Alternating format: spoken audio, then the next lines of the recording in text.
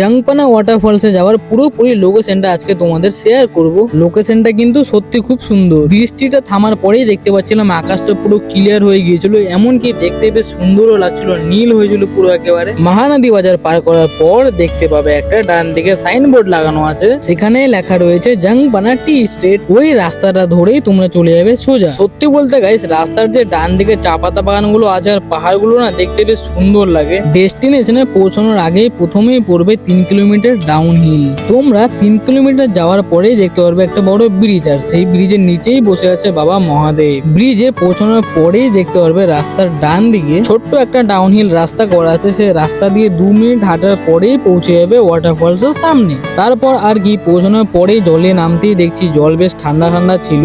RS gang একদম কিন্তু waterfalls এর সামনে চলে গিয়েছিলাম, দারুণ লাগছিল এক্সপিরিয়েন্সটা। হঠাৎ করে মাথায় এলো যে উপরে ওঠা যাক, তাই আর কি বেশি দেরি না করে উঠে পড়লাম উপরে। ঠিক আছে, মহাদেবের সামনে একেবারে হঠাৎ করে চোখে পড়লো একটা রেইনবো। এটা কিন্তু কোনো এডিট নয়, এটা একদম অরিজিনাল। আসলে ব্যাপারটা হচ্ছে কি, ছোটই হোক না কেন বা বড়ই হোক না কেন, ওয়াটারফলস বৃষ্টি হওয়ার পর যদি রোদ্দু উঠে তাহলে অবশ্যই রেইনবো তোমরা দেখতে পাবেই। আমি যতগুলোই ওয়াটারফলসে গিয়েছি বৃষ্টি হওয়ার পর রোদ্দু উঠলেই প্রত্যেকটা ওয়াটারফলসে আমি দেখতে পেয়েছি রেইনবো। আমার এক্সপিরিয়েন্সটাই তোমাদের শেয়ার করলাম, আর কিছুই না।